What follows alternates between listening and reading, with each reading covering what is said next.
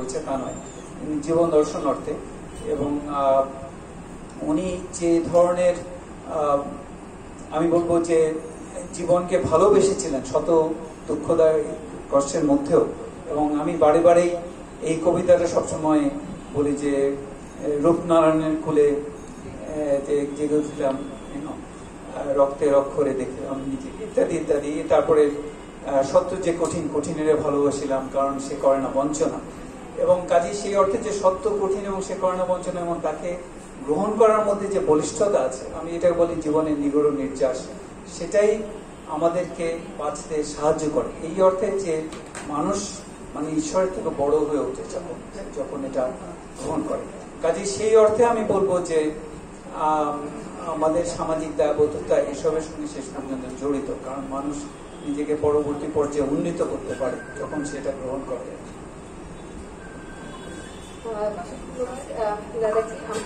পরবর্তী প্রশ্ন আমরা নিতে পারি। Thank you. আমি শারমিন সাথী বলছি। অনেক অনেক শুভেচ্ছা দীপেন্দ্র আপনাকে। আপনাকে দেখার জন্য, আপনার কথা শোনার জন্য এসেছি অনেক দূর থেকে। একটা প্রশ্ন, খুব সহজ একটা প্রশ্ন আপনার কাছে আমার আছে। আপনি গল্প লেখার পাশাপাশি কবিতাও লিখেন, আমি দেখেছি। তো কবিতার মধ্যে আমি শুধু সম্পর্কিত যে তথ্যগুলো সেগুলোই যে পেয়েছি তা না, অনুভূতিও আপনি পাঠককে দেওয়ার চেষ্টা করেছেন বা দিয়েছেন সফলভাবে। তো এই যে কবিতা লেখা, এই কবিতাগুলোকে আপনি লিখে পাঠকের কাছে পৌঁছাতে চেয়েছেন কোনোভাবে, বা কবিতা লিখে কি পাঠকের মনে জায়গা করে নেওয়া যায় বলে মনে করেন আপনি? আচ্ছা শারমিন, ধন্যবাদ। শারমিন সাথে আপনাকেও দেখলাম প্রথমে। উনি আমরা একটা আমি একটি পরিবেশ সংগঠনের সঙ্গে যুক্ত, বাংলাদেশ এনভায়রনমেন্ট নেটওয়ার্ক প্রবাসী। এখানে বাংলাদেশ পরিবেশ আন্দোলনের সঙ্গে তারা কাজ করে। আমার মনে হয় শারমিন আপনিও পাপার সঙ্গে যুক্ত সেইভাবে। হ্যাঁ, আমার মানে পরম শত্রু আমাকে কবি বলে আখ্যায়িত যাতে না করে। মাই গুডনেস, এটা কি যে কবি সামনে কবিরা বসে আছেন। তো না, আমি কবিতা লিখেছি 6টা, এটা আমার হিসাব আছে। কাজে সেই অর্থে আমি কি এটা বলা হয়েছে, মার্কিন দেশে বলে যে I am taking the fifth, অর্থাৎ আমি এটাকে বললে আমি নিজেকে ইনক্রিমিনেট করবো, অর্থাৎ আমাকে তো মানে অপরাধী সাব্যস্ত করা হবে। খালি আমি এটুকুই বলতে পারি যে কবিতা যে কটা লেখা হয়েছে 6টা, এবং সেই সবকটাই লেখা হয়েছে গত 2 বছরের মধ্যে। আর এটা হয়েছে আমি এটাকে কিছুটা বলা যায় যে আমি কিছু ছবি তুলি। ছবিটা আমি যখন ফেসবুকে আমি যদি পোস্ট করি, আমার মনে হয় যে এটা অসম্পূর্ণ রয়ে যাচ্ছে। যে ছবিটা আমি দিচ্ছি, আমি বলছি একটা ছবি, একজনের ছবিটা দেখবে, কিন্তু এটাকে আমাকে ব্যাখ্যা করতে হবে ছবিটাকে কিছুটা, অথবা ছবিটা দেখে আমার মনে কি ভাবটা এসেছে। তো কাজে সবকটাতেই আমি বলবো যে ছবি অনুপ্রাণিত হয়েছে, কিন্তু পরবর্তীকালে আমার মনে হয় কবিতার কথাগুলি ছবিটাকে ছাড়িয়েছে কিছুটা, যেটা ছবিটাতে তো আবদ্ধ ছবি, কথা তো অনেক বেশি বহন করে সেই অর্থে। সেটুকুই বলা।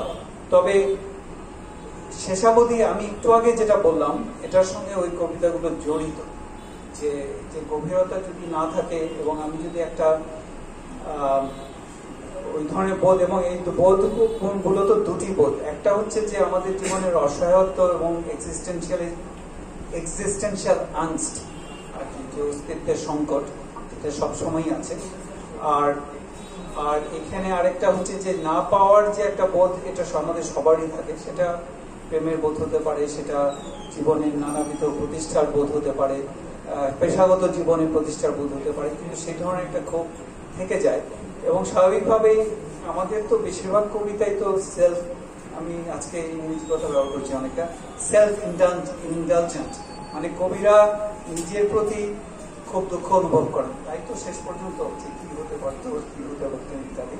তো সেটাও কিছুটা রয়েছে, কিন্তু আমার মনে হয় সেটা যদি থাকে, পাঠক অবশ্যই কবির সাথে একাত্ম বোধ করেন, কিন্তু একই সাথে যে অস্তিত্বের সংকটটা সবসময় আমার মনে হয় কবিতাতে এসেছে কিছুটা, এই 6টি কবিতায়। আর কবিতা আমি লিখব না, ধন্যবাদ শারমিন। দাদাকে অসংখ্য ধন্যবাদ জানাই, চমৎকার একটি সেশন আমরা উপভোগ করছি। আমার প্রথম প্রশ্ন নাইদা আবার কাছে যে আমাদের খাবারের ব্যবস্থাটা কখন হবে?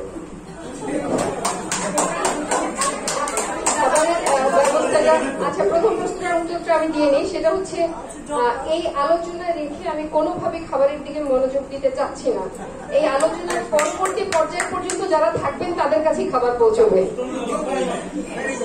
দাদার কাছে তাহলে অনুরোধ, আপাতত আমরা একটু সাময়িক বিরতি দিতে পারি। তো আমরা প্রশ্নটা খুব এই প্রসঙ্গে ধরি, দাদা কবিতা নিয়ে কথা বলছিলেন যে দাদার দীপেন্দার সাহিত্যে ভাববাদ, বিশেষ করে যদি আমি এই শব্দটি বলি যে একটা বড় একটা স্পেস দিয়ে থাকে একেবারে, বা যদি বলি অন্তর্ভেদী যে রহস্যবাদ।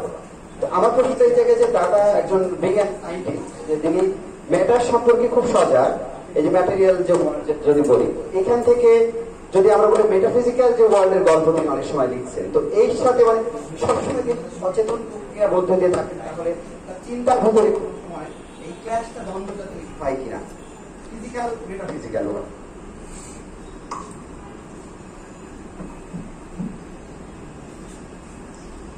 আসলে মানে যে জিনিসটা আমি একটু আগে বলছিলাম যে আমরা মানে পদার্থবিদ্যায় শেষ পর্যন্ত আমরা কিছু জিনিসে এটা দর্শনের সঙ্গে ওতপ্রোতভাবে জড়িয়ে যায়।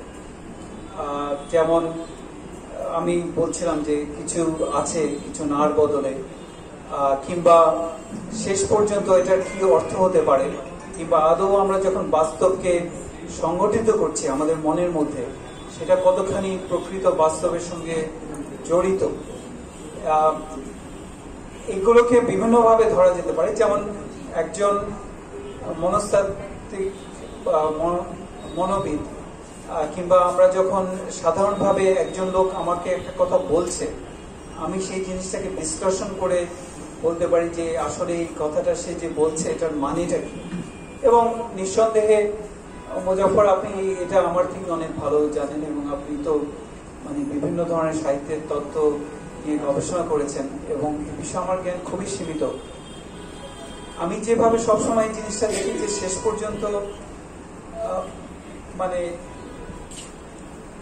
কিভাবে আমি দেখে বলছি আর কি, যেহেতু বিজ্ঞানের কথা আছে সবসময়, যে আপনারা যে এখন চেয়ারে বসে আছেন, চেয়ারের সঙ্গে আপনাদের একটা মিথস্ক্রিয়া হচ্ছে। আসলে আপনাদের শরীর আসলে ফাঁকা মূলত, কারণ একটি পরমাণু আরেকটি পরমাণুর মধ্যে যে পার্থক্য, একটা বিশাল পার্থক্য।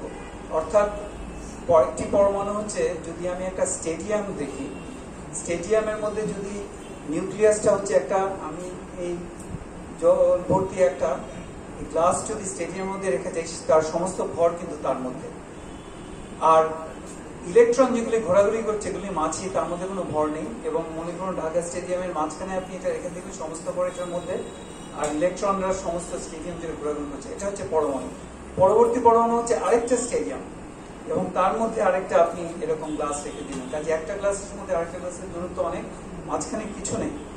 কাজে আপনার অ্যাকচুয়ালি চেয়ারের মধ্যে দিয়ে গলে পড়ে যাওয়ার কথা নিচে, পৃথিবীর কেন্দ্রে মহাকর্ষের জন্য। কেন আপনারা পড়তে পারছে না? তার কারণ হলো আপনার শরীরে যে ইলেকট্রনরা, তারা এই চেয়ারের ইলেকট্রনকে বিকর্ষণ করে। অর্থাৎ আমি যখন হাত দিয়ে এটা ঢোকাতে চাইছি দেয়ালে, আমার অ্যাকচুয়ালি হাত দেয়ালের মধ্যে ঢুকে যাওয়ার কথা, কিন্তু ঢুকছে না এই কারণে যে এই আমার ইলেকট্রনরা ওই ইলেকট্রনের কাছাকাছি আসছে, এবং তারা একে অপরকে পছন্দ করে না। এটা পলিস এক্সক্লুশন প্রিন্সিপাল নামে একটা নীতি আছে, যে দুই ইলেকট্রন কখনোই এক শক্তি স্তরে থাকবে না। তো এখন জিনিসটা কি হচ্ছে, আমি এটা যখন আমি সাহিত্যের ব্যাপারে আমি সব মাথা ঘামাচ্ছি না, কিন্তু আমি যখন লিখতে যাই, আমি এটা মাথা থেকে দূর করতে পারি না। আমি একটা জিনিস ছুরি দিয়ে কাটছি, এই ছুরি দিয়ে কাটার প্রসেসটা কিন্তু পুরোপুরি, আমি একটু আগে যে বললাম তড়িৎ চুম্বকীয় প্রসেস, এটা একটা ইলেকট্রিক্যাল প্রসেস। কেন ইলেকট্রিক্যাল প্রসেস? তার কারণ হলো যে যখন ছুরিটা আসছে, মনে করেন আপনি একটা টমেটো কাটছেন, ছুরিটা যখন আসছে, ছুরিটার একদম সামনে বহু ইলেকট্রন দানা বেঁধে আছে, তারা যখন টমেটোর গায়ে আসছে, টমেটোর গায়ে অনেক ইলেকট্রন আছে, এই যে দানা বেঁধে আছে ইলেকট্রনগুলি ছুরির গায়ে, তাদের অনেক বেশি চাপ সৃষ্টি করে। কেন করে বলছি না, কারণ হচ্ছে এটা খুব সূক্ষ্ম একটা জায়গা আছে, এখানে আকারটা খুব কম, এই জন্য চাপটা বেশি। এই চাপটা টমেটোর ইলেকট্রন আবার যদিও না পছন্দ করে না, তো ওই চাপটা সহ্য করতে পারে না। তাদের মধ্যে কিন্তু কোনো টাচ বলতে আমরা যাবো যে টাচ হয়, কোনো স্পর্শ নেই। স্পর্শ বলে কিন্তু কোনো মহাবিশ্বের স্পর্শ বলে কোনো কথা কিন্তু আসলে নেই। আপনারা যে চেয়ারে বসে আছেন, চেয়ার মনে করছেন আপনার স্পর্শ আপনি অনুভব করছেন, এটা সব আপনার মাথা আপনাকে ভুল বুঝাচ্ছে। তার কারণ হচ্ছে যে ইলেকট্রন, আপনার শরীরে ইলেকট্রন চেয়ারের ইলেকট্রনকে বিকর্ষণ করছে, এই সিগন্যালটা মাথায় যাচ্ছে, তারা বলছে তুমি কিছু ধরে আছো, অ্যাকচুয়ালি আপনি ভেসে আছেন চেয়ারের উপরে। একইভাবে আমি যখন কিছু কাটছি, ওই যে টমেটোর অনুপরমাণু দেখছে যে একটা ছুরি আসছে, তারা বলছে পালাও পালাও, পালাও পালাও করে তারা ভাগ হয়ে যাচ্ছে এবং ছুরিটা ভিতরে ঢুকে যাচ্ছে। কোনো কিছু কিন্তু কোনো কিছু মানে টাচ করছে না, স্পর্শ করছে না। একটি কণা আরেকটি কণাকে স্পর্শ করতে পারে না। দুটির অবশ্য কিছু একটা, তাদের আবার তরঙ্গ আছে, তরঙ্গ মিশতে পারে একে অপরের সঙ্গে, সেটাই বলছি। এখন আপনি যদি এইভাবে পৃথিবীটাকে দেখেন সবসময়, তাহলে তো একটা মহা মুশকিল হবে। মহা মুশকিল হচ্ছে কি, যেমন ধরুন রঙের কোনো অস্তিত্ব নেই, রঙের অস্তিত্ব আমাদের মাথায়। এই যে আমরা এত রং দেখছি, এত কিছু কিছু, এটা তো মস্তিষ্ক আমাদের ভুল বুঝাচ্ছে। তার কারণ হচ্ছে প্রতিটি এই যে আলো আমাদের চোখের রেটিনায় প্রবেশ করছে, তার একটা কম্পাঙ্ক আছে, এই এক একটা কম্পাঙ্ক এক একটা রং সৃষ্টি করছে। আলোর কম্পাঙ্ক কম, সবুজের কম্পাঙ্ক একটু বেশি, নীলের কম্পাঙ্ক আরো বেশি। সেটা রেটিনায় পড়ার পরে সে একটা সেখানে তড়িৎ সৃষ্টি করছে, কারেন্ট, মাথায় যে সেই কম্পাঙ্ক অনুযায়ী সে আপনাকে রংটা সৃষ্টি করছে। আপনি কি রং দেখছেন কে জানে, আমার কোনো ধারণাই নেই। আমি বলছি এটা সবুজ রং, আপনারা সবাই সবুজ রং বলছি। এই সবুজ রং আপনি কিন্তু হতে পারে নীল দেখছেন আপনি, কিন্তু আপনি জন্ম থেকে এটাকে সবুজ যখন বলা হচ্ছে আপনি সবুজই বলছেন, আমিও সবুজ বলছি। কিন্তু এই রঙের ধারা বিভিন্ন আপনার মাথার মধ্যে কি আছে আমার কোনো ধারণাই নেই। এই জিনিসটাকে বলা হয় কোয়ালিয়া। এটা একটা দার্শনিক একটা স্ট্যাটাস, কোয়ালিয়া। কোয়ালিয়া কি জিনিস আমরা কখনোই জানি না। আপনি কি অনুভব করছেন আমি জানি না। আমি চিমটি কাটছি, আপনি কি পরিমাণ ব্যথা অনুভব করছেন আমার কাছে কোনো যন্ত্র নেই। ডাক্তার আপনাকে বলবে যে আপনি কি পরিমাণ ব্যথা অনুভব করছেন বলুন তো 1 থেকে 10, আপনি বলবেন 7, 8, 9, ভীষণ ব্যথা করছে 10। কিন্তু আসলে তার তো সেই জন্য সে জিজ্ঞেস করে, তার তো মাপার যন্ত্র নেই। এটা খুবই একটা ব্যক্তিকেন্দ্রিক সাবজেক্টিভ একটা ফিল। এখন আমি এটাকে আরো দূর নিয়ে যেতে পারি এবং তখন সবকিছু অর্থ নিয়ে যাবে। মনে করুন একজন মা মাতৃস্নেহে, একজন শিশুর প্রতি অপত্য স্নেহ আছে। আমরা বলি যে এটা খুবই একটা প্রাকৃতিক ব্যাপার। একজন মাতা শিশুর প্রতি যে স্নেহ, এটা প্রকৃতি প্রদত্ত এবং এটার মধ্যে কোনো প্রশ্ন করার অবকাশ নেই। কিন্তু যে মুহূর্তে আমি বলছি প্রকৃতি প্রদত্ত, দেখা গেল যে তার মাথায় তার যদি হরমোন কম থাকে, সেরাটোনিন বলুন বা অন্য কিছু বলুন, তাহলে দেখা যাচ্ছে যে সেই শিশুর প্রতিও কিন্তু তার স্নেহ সেভাবে হবে না। অর্থাৎ এটাও এক ধরনের হরমোন থেকে নির্দেশিত, এটা আপনারাও জানেন। এখন আমি যদি প্রতিটি জিনিসকে এইভাবে মানে বিনির্মাণ করতে থাকি, তাহলে আমাদের জীবনের অর্থই এক ধরনের একটা অন্য পর্যায়ে চলে যাবে, যেটা মানে বার করা খুব কঠিন হয়ে যাবে। এই জন্য আমি বলছিলাম যে আমি যদি এটাকে মেনে নিয়ে এর পরবর্তী পর্যায়ে একটা গুণগত পর্যায়ে যেতে পারি, তাহলে আমি সেই জিনিসটা অর্জন করব। এখন আপনার প্রশ্নের উত্তরে মোজাফফর, এই জিনিসটা কিন্তু সবসময় মাথার মধ্যে থাকে যে আমি যখন লিখছি এটার কি আদৌ কোনো অর্থ হচ্ছে কিনা, এবং এটা আমাকে ঠিক মতন মানে পরের লাইনটা লিখতে সাহায্য করছি না, কারণ সবকিছু তো অর্থহীন হয়ে যাচ্ছে আমার জন্য। কিন্তু সেটাকে অতিক্রম করে আমি যখন লিখবো, আমার মনে হয় সেটা একটা গভীরতর জিনিসের সন্ধান দেবে, কারণ আমি এটাকে গ্রহণ করে অ্যাকসেপ্ট করি, পরের পর্যায়ে যেতে চাইছি। কিন্তু এটা আসলে আপনার প্রশ্নের ঠিক উত্তর হলো না, আমি হয়তো একটু অন্যদিকে গেলাম। আপনি যদি এটার উপর আর কিছু বলতে চান আপনি বলতে পারেন। মোজাফফর কি আছে না? আচ্ছা, রাইট। তো আমি আপনার প্রশ্নের সঠিক উত্তর দিইনি আমি জানি, কিন্তু আমি হয়তো একটু অন্যদিকে গেছি। আমি ভাবছিলাম আর কিভাবে জিনিসটাকে পর্যায়ে করা যায়। মানে একসময় কোয়ালিয়া নিয়ে আমি অনেক ভেবেছি। যেমন আমি একটু বলছি যে আপনারা এটা আপনারা দেখবেন এরপরে, যখন কোনো সিনেমা দেখতে যাবেন, দেখবেন রোবট তৈরি করেছে। রোবটের অনুভূতি আছে কি না আছে, রোবটকে মানুষ বলা যাবে কি যাবে না, এবং এ নিয়ে অনেক কথাবার্তা বলেন, কিন্তু আসলে তারা মূল কারণে যায় না। একটি রোবট যদি রং অনুভব করতে পারে, একটি রোবট যদি সরাসরি ভাবে ব্যথা অনুভব করতে পারে, সে মানুষের সমান, সেখানে কোনো দ্বন্দ্বই হবে না। কিন্তু রোবট যদি একটা সফটওয়্যারের মাধ্যমে সে কত পরিমাণ ফোর্স, কত পরিমাণ বল আপনি প্রয়োগ করছেন তার উপর ভিত্তি করে সে বলছে আমার ব্যথা লাগছে, কিন্তু আসলে তার ব্যথা লাগছে না। সে বলছে যে সে এত পরিমাণ নিউটন বল প্রয়োগ করেছে, কাজে আমার ব্যথার পরিমাণ হবে 9, 10 বা ইত্যাদি। তাহলে সেই রোবটকে আপনি হত্যা করে ফেলতে পারেন, কোনো ব্যাপারই না। এই রোবটের সঙ্গে একটা ভ্যাকুয়াম ক্লিনারের কোনো তফাৎ নেই। কিন্তু যে মুহূর্তে রোবটের কোয়ালিয়া থাকবে, সে রং অনুভব করতে পারবে, সেই রোবট একটি মানুষের পর্যায়ে পড়বে এবং সেখানে কোনো দ্বন্দ্বই থাকবে না। আপনারা দেখবেন যে কোনো সায়েন্স ফিকশন বা তারা এই জিনিসটাকে অ্যাড্রেস করে না, কোনোভাবেই অ্যাড্রেস করে না। কাজে যে কোনো মুহূর্তে আপনার যদি কোনো তর্ক হয় কারোর সাথে, প্রথমে এটা বলবেন। এবং সেই জন্য যখন দ্বিতীয় আপনার যদি ক্লোন করা হয়, সেই ক্লোনের সমস্ত অনুভূতি আপনার অনুভূতির মতোই হবে। সে একটি যথার্থ, সে কপি হতে পারে, কিন্তু সে একটি যথার্থ মানুষ হিসেবে তাকে গণ্য করতে হবে যতক্ষণই তার কোয়ালিয়া থাকে। কি প্রশ্ন করলেন আর কি উত্তর দিলাম, দুঃখিত। আচ্ছা, অনেক ধন্যবাদ। আমি অনেকক্ষণ ধরে অপেক্ষা করে আছেন আমাদের ফরিদ ভাই, আমাদের প্রিয় কথা সাহিত্যিক। আমি ফরিদ ভাইয়ের কাছে যাচ্ছি। আমি আসলে কোন প্রশ্ন করবো না, আমি একটা জিনিস একটু শেয়ার করতে চাই, আপনাকে একটু দেখাতে চাই।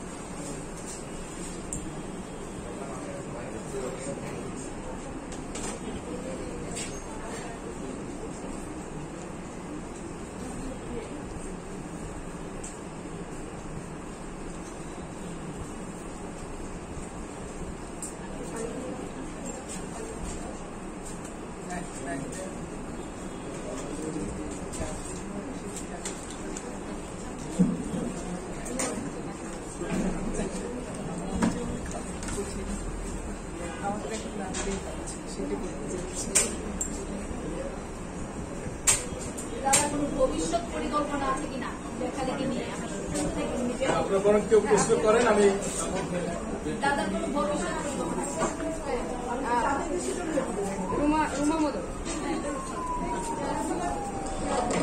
রুমা মধুক একটা প্রশ্ন করেছি যে আপনার ভবিষ্যৎ পরিকল্পনা নিয়ে, লেখালেখি নিয়ে কোনো ভবিষ্যৎ পরিকল্পনা আছে কিনা, এগুলো নিয়ে লিখতে চাই। না, লেখালেখি নিয়ে আসলে সেরকম কিছু না। কিছু জিনিস হয়তো অনেকেই কিছু বিজ্ঞানের জিনিস জমে আছে, অনেকে বলছেন এগুলো বই পড়তে, মানে বিভিন্ন বন্ধু প্রকাশক ইত্যাদি। তো কিছু জিনিস জনপ্রিয় বিজ্ঞানের বই কয়েকটি মানে পাইপলাইনে আছে আর কি, সেটা পড়তে হবে। আর আমার প্রথম একটি যে গল্প, মানে নিয়মিত স্বপ্ন নামে একটি গল্প গ্রন্থ বেরিয়েছিল 2020 সালে। দ্বিজেন শর্মা উনি আমাকে খুব উৎসাহিত করতেন। তো আসলে প্রথম কয়েকটি গল্প ওনার উদ্যোগেই আমি লিখেছিলাম, এবং ওই গল্প গ্রন্থটি ওনাকে উৎসর্গ করা হয়েছিল। তো সেটা এখন আমি দেখছি 22 বছর 30 বছর পরে, এবং আমি ভাবছি যে আমি কি লিখেছি এটাকে পুনর্লিখন করা দরকার। তো সে পুনর্লিখন করে আমি নিয়মিত স্বপ্ন একটা হয়তো উপন্যাস হয়তো বার করা হবে, কিছুটা অ্যাবস্ট্রাক্ট, কিছুটা ওখানে সারিয়ালি। তো ওটা একটা আছে। আর আরেকটা জিনিস হচ্ছে যে এটা হয়তো প্রশ্ন না, এটা ব্যাপারটা হচ্ছে যে অনেক সময় বাংলা লেখা এবং ইংরেজি লেখার প্রশ্ন আসে, এবং আমরা এখানে যারা লেখালেখি করি, আপনারা অনেকেই এখানে লেখালেখি করেন, যে আসলে বাংলা সাহিত্যকে বাইরের বিশ্বে উপস্থাপনা করার কি কি অসুবিধা, মানে এটা যথার্থ অনুবাদ হবে কিনা। যথার্থ অনুবাদ হওয়ার জন্য আমি সবসময় বলি যে এটা অন্য প্রসঙ্গে আমি যাচ্ছি আর কি, যেটা দরকার অনুবাদ হওয়ার দরকার, যে বাংলা সংস্কৃতির প্রতি একটা আগ্রহ সৃষ্টি করা দরকার। খালি অনুবাদ হলে হবে না। কেন আমি বাংলা একটা অনুবাদ পড়তে যাব, তার জন্য একটা বাড়তি জিনিস দরকার। একা রবীন্দ্রনাথ কিন্তু নিজ হাতে রবীন্দ্রনাথের জন্যই অনেকে বাংলা শিখেছেন অবাঙালিরা, কিন্তু সেরকম একটা আইকন বা সেরকম একটা যেটা সফট পাওয়ার বলা হয়, যেরকম আমি বলবো যে বলিউডের হিন্দি যদি কেউ দেখে হয়তো বা হিন্দি ভাষা, আমি এখন কোরিয়ান সিরিয়াল দেখে আমি কোরিয়ান ভাষা বলি, পাওয়া গেল।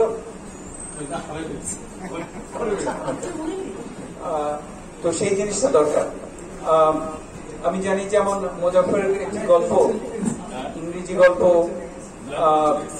শেষ পর্যন্ত কিন্তু ওনার নামেই গেছে ওটার অনুবাদটা, কিন্তু ওটা আমার শ্রী মার্কিন, আমরা কিন্তু ব্যাক এন্ড ফোর্থ করে কিন্তু দুজন লাগে অনুবাদের জন্য। একজন হচ্ছে গিয়ে যে হয়তো ভাষাটা জানে, আমি কিন্তু বাংলা জানি, কিন্তু আমি এত বছর মার্কিন দেশে থাকার পরেও আমার যে ইংরেজি অনুবাদ হবে তার মধ্যেও কিছু গলতি থাকবে, সেই জন্য একজন নেটিভ, একজন যে বলে, যার সে খালি ইংরেজি দিয়ে চিন্তা করে এবং সেই ভাষাটাকেও সে ভালোভাবে জানে, যে কেউ হবে না, সেভাবে দ্বৈতভাবে এই জিনিসটা অনুবাদ করা দরকার।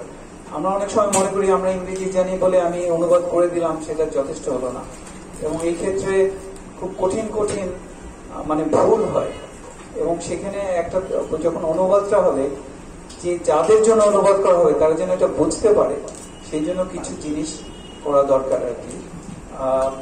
আবার উল্টোটাও সত্যি, যেমন আমি ইদানিংকালে কিছু ইংরেজি বাংলা অনুবাদ করা হচ্ছে, কিন্তু যেহেতু ওই সংস্কৃতির সম্পর্কে অপরিচিত, সেই জন্য সেটা ঠিক হচ্ছে না আর কি। মানে আমি একটা কথার কথা বলছি, এখানে একটা কথা লেখা আছে যে ইংরেজি বাক্যটা হচ্ছে যে হাঁসেরা সেই মাঠে খেতে যেত, মানে ওখানে খাদ্য পাওয়া যেত, ইংরেজিতে লেখা আছে, কিন্তু এটা বাংলা করা হয়েছে হাঁসেরা ওই মাঠে খাদ্য হতে যেত। উল্টো হয়ে গেছে, এক্স্যাক্টলি উল্টো হয়ে গেছে, মানে ওই লাইনটাই বোঝা যায়নি। মানে আমি এই জন্য বলছিলাম যে আবার ইংরেজি থেকে বাংলা অনুবাদ করতে হলেও ওই ধরনের সংস্কৃতির মানে অভিজ্ঞতাটা থাকা দরকার সে অর্থে।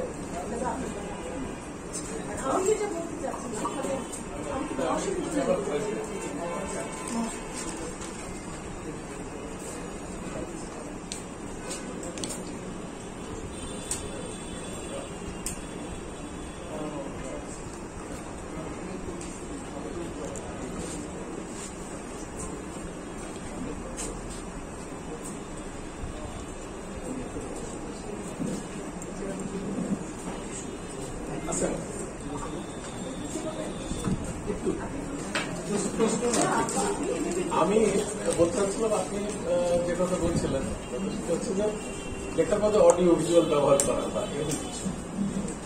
আমি এটা আরেকটু আপনি আপনার চিন্তা থেকে এটা আরেকটু বিস্তারিত জানতে চাচ্ছি, এই কারণে যে আমি আমার জীবনে অনেক অডিও ভিজুয়াল কাজ করেছি, তার মধ্যে একটু আমি আপনাকে দেখালাম।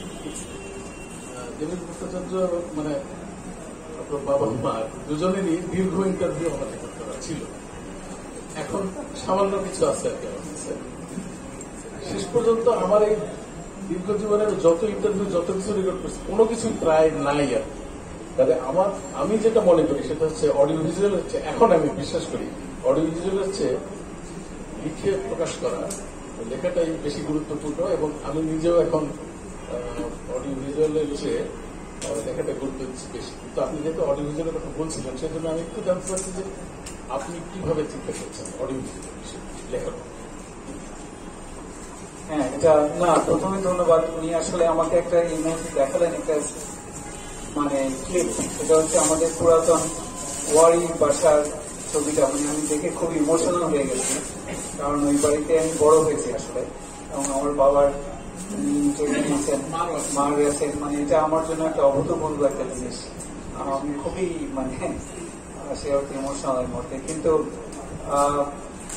এটা আসলে হয়েছে যে আপনার অনেক সময় যেটা হয় যে আমরা যখন জুম যেহেতু এখন ইদানিংকালে হয়েছে, আমি একটা অথবা গল্প আমি একটা পড়ি, তার বদলে আমি এখন যেটা করি যে যদি কেউ গল্প শুনতে চায়, আমি একটা এই জন্য দ্রুত 10 মিনিটের যদি এটাকে, যেমন ক্যামেলাচের আমার একটা অডিও ভিজুয়াল আছে কিছু ছবি দিয়ে, এবং মাঝখানে কিছু বাজনা দিয়ে সেই জিনিসটা উপস্থাপনা করা। কিন্তু এটা আপনি যেটা বললেন সেটার বিকল্প না, লেখার বিকল্প না, লেখাটা তো আছে। এটা হলো যে হতে পারে যে আমি মানে ঠিক আমার উপর বিশ্বাস নেই যে আমার কথাগুলো পৌঁছাবে না বা একটা বুঝতে পারবে না, অনেক লাইন মিস করবে। সেখানে আমি যদি ছবিটা রাখি এবং কিছু বাজনা দিয়ে, তাহলে সে হয়তো এটাকে অনুসরণ করতে পারবে ঠিক মতো। সেই জন্যই অডিও ভিজুয়ালের কাজটা আনা, কিন্তু এটা কখনোই আপনার লেখাকে কি বলে প্রতিস্থাপন করবে না। এখন অবশ্য জনপ্রিয় করার জন্য অনেক গল্প পাঠ করা হয় ভালো ভয়েস দিয়ে, ছবি দিয়ে, সেই রকম সেটা তো মানে মার্কিন দেশে আমরা অনেক সময় অনেক দীর্ঘ পথ যদি গাড়ি চালাই, আপনার 400-500 মাইল, আমি হয়তো 10 ঘন্টা চালাচ্ছি। আমার আগেকার দিনে আমরা শুনলাম ইংরেজি, বাংলা ছিল না। তো সেই জিনিসটা কিন্তু এখনো বাংলায় হতে পারে, কারণ হচ্ছে আপনি হয়তো আপনার সুযোগ নেই পড়া যায়, আপনি হয়তো প্লেনে আছেন কিংবা কিছু, আপনি একটা হেডফোন লাগিয়ে আপনি একটা অডিও শুনছেন। সেই ক্ষেত্রে আমার মনে হয় এটার এখনো বাংলায় বিশেষ এটা সম্ভাবনা রয়ে গেছে। এই জিনিসটা কিন্তু আমার মনে হয় আমরা এখনো করতে পারি। আমাদের পুরাতন হোক, রবীন্দ্রনাথই হোক বা হুমায়ুন আহমেদ হোক বা কিছু হোক, এটা এখনো নেই যথেষ্ট বাজারে।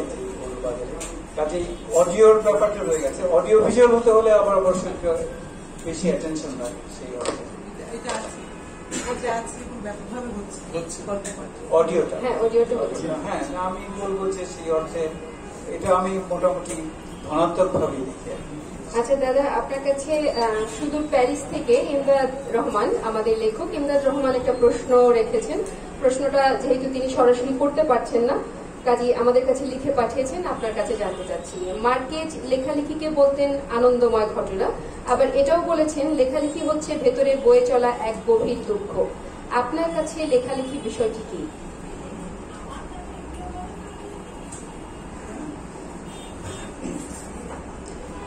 এমনি অনেকে মানে আমার লেখা অনেকে পড়ে অনেক সময় বলেছেন, দাদা আপনার লেখায় কেন শেষ পর্যন্ত শেষ করে একটা হাহাকার বোধ হয়। কিন্তু আমি সবসময় একটা ট্র্যাজিক বলবো না, বিষণ্ণতা আপনি আমার করতে হাহাকার বোধটা, এমনকি নিস্তার মোল্লা মহাভারত পরেও অনেকে সেটা বলেছে। কারণ এটা তো শেষ পর্যন্ত কোনো মানে এটা বিয়োগান্তকও নয়, আবার মিলনান্তকও নয়।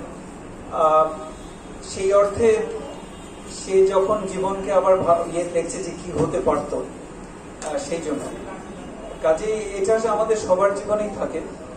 এবং সেই অর্থে যে আমি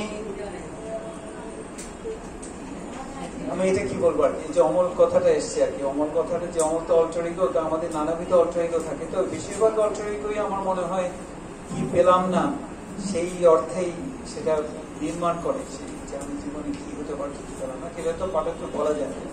তো এখন সেই জন্য অন্যভাবে এই জিনিসটা উপস্থাপিত হয়। মার্কেজের লেখায় অনেক আমাদের সবাইকে কম বেশি ছোট বয়সে মার্কেজ হয়তো প্রভাবিত করেছিল। আমি বলবো না মার্কেজ এখন আমাকে প্রভাবিত করে, আমার প্রথম লেখার দিকে মার্কেজের প্রভাব আছে কিছু। বোর্হেসের প্রভাব তো নিস্তার মোল্লার মহাভারতে তো বোর্হেসের প্রভাব আছে, জয়দীপী প্রশ্ন করছিল। আরেকজন লেখকের প্রভাব, দুজন হচ্ছে আর্কাদি আর বরিস স্ট্রুগাৎস্কি, তারা দুই ভাই ছিলেন, রুশ লেখক, সায়েন্স ফিকশন লেখক। ওনাদের একটি গল্প অবলম্বনে তারকভস্কি একটি ছবি করেছেন, আপনারা অনেকে জানেন, নাম হচ্ছে স্টকার। এই রুশ ভাষায় স্টালকের বলা হয়। একটা দীর্ঘ 3-3.5 ঘন্টার বই, ওকে বোরিং মনে হতে পারে, কিন্তু ওই ভাবটা অনেক জায়গায় আছে স্ট্রুগাৎস্কি। আরেকজন আমার খুব প্রিয় মার্কিন লেখক লেখিকা মারা গেছেন, উর্সুলা লে গুইন। ওনার প্রভাবও আমি মানে মনে হয় অনেক জায়গায় আসে, আমার না ইয়ে করলে হলেও। তো আমি যেটা বলতে চাইছি যে শেষ পর্যন্ত আমাদের যত ধরনের দুঃখ বেদনা বা যাই হোক না কেন, সেটা হতে পারে চিরন্তন অন্য একটি মিলনান্তক ঘটনা আছে। এক্ষেত্রে আমি খালি একটাই বলবো যে যেটা আমাদের লেখকরা আসলে লেখে না, প্রকৃত লেখক, আমি তো প্রকৃত লেখক নই আসলে, প্রকৃত লেখকরা যেরকম সামাজিক দ্বন্দ্বগুলো নিয়ে আসেন, যে রুমা এখানে আছেন বিভিন্নভাবে দ্বন্দ্ব আনেন, আর সেই ধরনের সামাজিক দ্বন্দ্ব আমার পক্ষে আনা সম্ভব না, সেখানে ঘাটতি। কাজে সেই ধরনের যদি কেউ মনে করেন যে ক্লাস স্ট্রাগল, শ্রেণী সংগ্রাম আছে কিনা। বলতে গেলে এটা অনুপস্থিত, কারণ শ্রেণী সংগ্রাম আনার জন্য যে ধরনের অভিজ্ঞতা আমার দরকার সেই ধরনের অভিজ্ঞতা আমার নেই। সেক্ষেত্রে অনেকে প্রশ্ন হতে পারে যে আমি তো প্রমিত ভাষা ব্যবহার করি, আমার ভাষায় কিন্তু আঞ্চলিক কোনো গল্পেই নেই। একটি গল্পে কিছু আঞ্চলিকতা আছে, তার জন্য আমার অনেক কাঠখড় পোড়ানো হচ্ছে টাঙ্গাইলের ভাষা। গল্পটির নাম হচ্ছে নীলকান্তমণি, কিন্তু তার জন্য অনেক কাঠখড় পোড়াতে হয়েছে আমাকে। কাজেই সেই অর্থে আমি বলবো যে যা আমি জানি না, আমি হয়তো অপ্রমিত ভাষাই বলবে, কিন্তু আমি সেটা প্রমিত ভাষাই উপস্থাপনা করব। সেই ক্ষেত্রে এটা আমার একটা বড় ঘাটতি এ বিষয়ে কিছু বলার জন্য। সেই জন্য আমি সবসময় ভাগ করে রাখি প্রকৃত লেখক এবং আমি অপ্রকৃত বলবো না, আমাকে এটা বলা যে পলায়ন বৃত্তি, যারা পলায়ন বৃত্তি অর্থে বলছি যে ভাষাটা সৃষ্টি করতে নিজের জন্য সেরকম লেখক। অনেক ধন্যবাদ দাদা। আমাদের এখানে আরেকজন আছেন আপনাকে প্রশ্ন করার জন্য। আমি ধন্যবাদ। আমার নাম লিপিকাজি। সবাই তো আপনাকে খুব কঠিন কঠিন প্রশ্ন করেছে, আমি আপনার উত্তর থেকে একটা প্রশ্ন করছি আর কি। আপনি বলছিলেন যে স্পর্শ হলে কোনো কিছু নেই, তো দীপেন্দা যখন কোনো নারীকে স্পর্শ করেন সেটা কেমন অনুভূতি? ধন্যবাদ।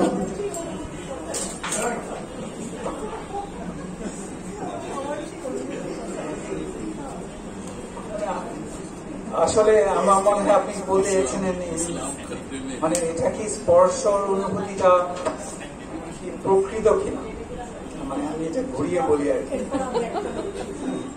প্রকৃত কিনা এটা আসলে মানে বিবর্তনের থেকে এবং জীববিদ্যার ক্ষেত্র থেকে অনেক কিছু বলা যায় অবশ্যই সেটা ইয়েতে। এবং আসলে শেষ পর্যন্ত আমরা সবাই এক ধরনের, যেটা ইংরেজিতে বলে বায়োলজিক্যাল কনস্ট্রাক্ট, আবার এক অর্থে সোশ্যাল কনস্ট্রাক্ট, যে আমরা এখন এখানে আছি এবং নিঃসন্দেহে সেখানে প্রেমের অনুভূতি ইত্যাদি এক ধরনের বড় একটা কাজ করে নিঃসন্দেহে। এবং আমরা যে এটা খুব ইন্টারেস্টিং একটা ব্যাপার যে এত বছর ধরে এই পর্যায়ে এসেছি, মানে আমি বলছি হাজার হাজার বছর পরে আমরা এই যে সভা করছি এবং আমরা এক ধরনের জিনিস জানতে চাইছি। আমি আবার আপনার যে মুজাফফর প্রশ্ন যেমন আমি অন্যদিকে নিয়ে গেছি, আপনার প্রশ্ন আমি অন্যদিকে নিয়ে যাচ্ছি, কারণ এটাকে আমি অন্যভাবে দেখার চেষ্টা করছি। সেই অর্থে যে মানে শেষ পর্যন্ত আমরা কিন্তু সবকিছু মেনে নিয়ে আমরা পরবর্তী পর্যায়ে যাই সেই অর্থে।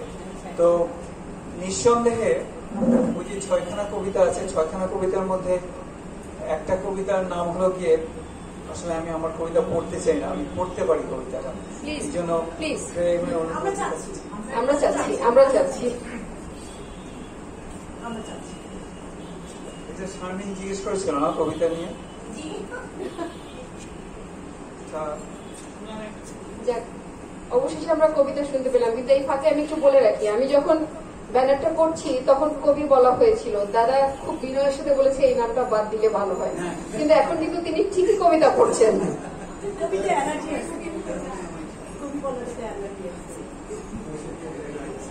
মানে অবশেষে সকলকে কবিতার কাছে ফিরে আসতে হয়।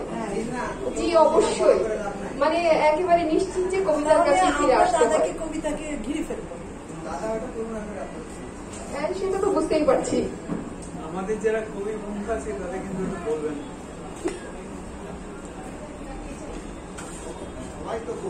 আমরা দেখা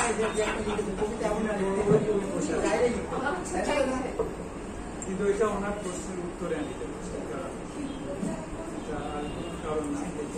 চাইলে যে কি লেখা যায় তা তো বুঝতেই পারছি। দীপনদার মতো লোকই 6খানা লিখেছেন, আপনি আর কয়খানা লিখবেন? এটা বলবেন যখন আমি কিন্তু দুটো কবিতা বলছি, ছয়টার মধ্যে দুইটা। এবার মুজাফফরই বলবে এখন আসলে কি কবিতা এসে গেছে। এটা আপনার আমি বলি দুটো কবিতা পড়ার কাহিনী কি, শিবরাম আপনারা পড়েছেন, শিবরাম চক্রবর্তী। তো এখানে হয়েছে যে বাবা ছেলেকে পাঠিয়েছে জামা কিনতে, অথবা মা পাঠিয়েছে জামা কিনতে। তো বলেছে যে যা দাম বলবি তার অর্ধেক যা দাম বলবে দোকানদার অর্ধেক বলবে। আমি জানি না আপনারা কি জানেন কিনা এই কাহিনীটা। তো ও গেছে, তো বলেছে জামা সকাল সকাল প্রথম খুলেছে দোকান, প্রথম পৌনির খদ্দের আর কি। তো দোকানে বসে বলেছে যে কত দাম, বলেছে 16 টাকা একটা জামা। তো বলে দিয়েছে যা দাম বলবে অর্ধেক বলবে। তো বলছে 16 টাকা, বাবা মা বলে দিচ্ছে, বাবা বলে দিচ্ছে 8 টাকা। দোকানদার বলছে 8 টাকা, আচ্ছা বৌনির খদ্দের, ঠিক আছে বাবা তোমাকে আমি 12 টাকা দেবো। তাহলে তো 6 টাকা, ঠিক আছে 8 টাকা, তাহলে 4 টাকা, অর্ধেক 4 টাকা হলে 2 টাকা, 2 টাকা থেকে 1 টাকা, 1 টাকা থেকে 8 আনা। তখন তো দোকান বলে যাবো তুমি এটা বনিও তুমি এটাকে বিনা পয়সা নিয়ে যাও। তখন সে বলছে তাহলে কিন্তু আমি দুটো নেব।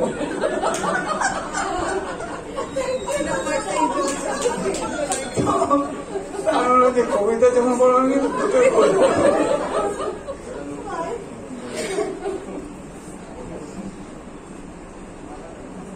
কবিতাটির নাম হচ্ছে লাল স্কার্ফ। গিরিখাতের পাড়ে দাঁড়িয়েছিলে তুমি, তোমার পাশে ছিল অতল স্বচ্ছ খাদ, বই ছিল নিচে স্রোত উপল ব্যথিত। ঝাঁপ দিও না চেয়েছিলাম বলতে, উদ্বিগ্নতায় ঠোঁট হয়েছিল অবশ। ছিল না আমার শক্তি তুমি জানতে, ধরে রাখতে তোমাকে খাদের পাড়ে। অগ্রাহ্য করে আমার বাড়িয়ে দেয়া হাত, শেষ হেমন্তের শীতলতায় উড়েছিল তোমার দেহ। অস্তিত্বের শেষ স্টেশনে উড়েছিল লাল স্কার্ফ, জেট বিমানের ডানার মতন স্ফটিক বরফ রেখায় মিশেছিল তোমার প্রশ্বাস ঘন কুয়াশা হয়ে মেঘে। গিরিখাতের পাড়ে এসে দেখি নিচে নীল নদী, তাকে পেরিয়ে যায় হরিণ, বড় শিং নিয়ে এল্ক, আরো তৃণভোজীর দল। সেখানে ছিলে না তুমি, লাল স্কার্ফটি ভেসে যায় স্রোতে।